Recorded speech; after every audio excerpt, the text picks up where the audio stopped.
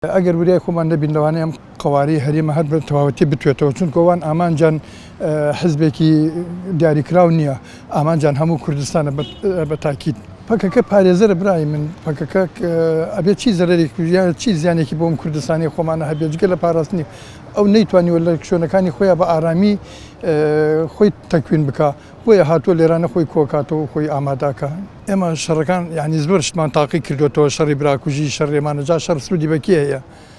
پێم ناڵی شەڕ چی سروودێکی بێ، حیوار گفتوگۆ ئەمانە باشترین چارەسەرە بۆ نەهێشتنی نائارامی کە لە کوردستان هەیە، بۆ هێشتنەوەی بۆ پارێزگاریکردن لە قەواری ئەم هەرێمە. دیارە بەداخەوە ئەو هەوڵە داگیرکارانە وڵاتی تورکیاکە ئەنجامیەدا بەپێی هەموو پێوەرێکەمە تاوانی جەنگەوە تاوانی ژینگەیە بەکارهێنێت، چکەمە لە جیهاندا ڕۆژێکمانەیە بۆ دژی بەکارهێنانی ژینگە لە کردەی سەربازیە. ئێستا بینین ئەوانەی کە وڵاتی تورکیا بەکارهێنێ هەمووی بەکارهێنانی ژینگەیە بۆ کردەی سەربازی، چێ وێرانکردنی خاکەی، چ بڕینەوەی درەختەکان، چ وێرانکردنی سەرچاو ئاویەکان و وەچی بێکارهێنانی ئەو تەکنۆلۆژیە سەربازیانەی سەردەم کە بۆ پیسکردنی هەواوە، بۆ پیسکردنی خاک کاریگەری گەورەی هەیە. بۆیە بە هەموو پێوەرێک ئێستا ئەوان تاوانی جەنگ ئەنجامەدەن لە باشووری کوردستان، وەک لە گێساوە لە ڕابردووچە لە ئەفرینا بینیمان بەوەی برنەوەی درەختی زەیتونەکان و کاڵکردنی ژینگەی ڕۆژاوای کوردستان کاریان کردووە.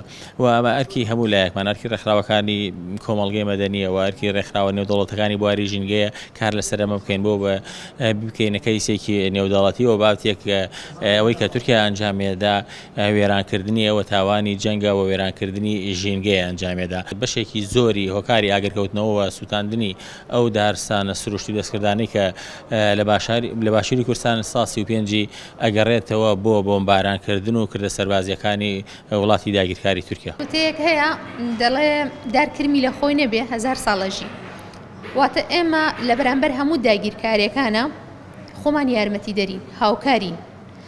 بە چۆن هاوکارین؟ بە بێدەنگیەک، دوو بە خزمەتکردنی کللتور، بە هاوردەکردنی کللتوری تورکی، بە هاوردەکردنی کاڵای تورکی، بە ساختکردنەوەی شتی تورکی وە ناو خۆمان. ئەنجاوە بێدەنگیەکان هیچ بەلایەکۆ. ئەمانجی تورکیا منفیکردنی کووردە، هەر ئەمە لە مێژۆ سکاری تورکیا بووە، ئەوێ کورد لەنا بتوێنێتەوە ئیتر بە هەر جۆرێک بێ کار بکاتە سەر داگیرکردنی نەتەوەیی، داگیرکردنی هۆش، داگیرکردنی ئابووری، داگیرکردنی سیاسی بە بیانووی ئاینەوە. تەنان مامۆستا ئاینیەکانمان ئێمە بە ئەو کودەتاکرایە سەر ئەردۆغان ئەو ساڵە من بیرمە مامۆستا ئاینی ئەگریا بۆ ئەردۆغان.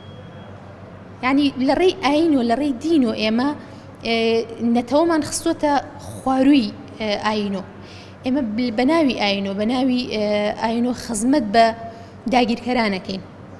لە کاتێکان نەتەوە پیرۆزە، ئێمە ئەبێ دیفاع لە نەتەوەی خۆمان بکەین. پێویستمان بە چارەسەرێکی بنەڕەتیە ڕاستیەکەی. ئێمە دیبیت بکەین، نازانم شیعار بێژین، ئەمانە هیچ دەرد ناخوا. پێویستمان بە بایکۆتکردنی یەک کاڵای تورکیا، کللتوری تورکیا لە ڕێگەی فلیم و سینەما و دراما و هەموو ئەو شتانەی تێتە ناو کوردستانەوە. دوو پێویستمان بە پتەوکردنی پەروەردەیی نەتەوەییە، پتەوکردنی پەروەردەیی نەتەوەیی لە بنەڕەتدا ئەکرێ.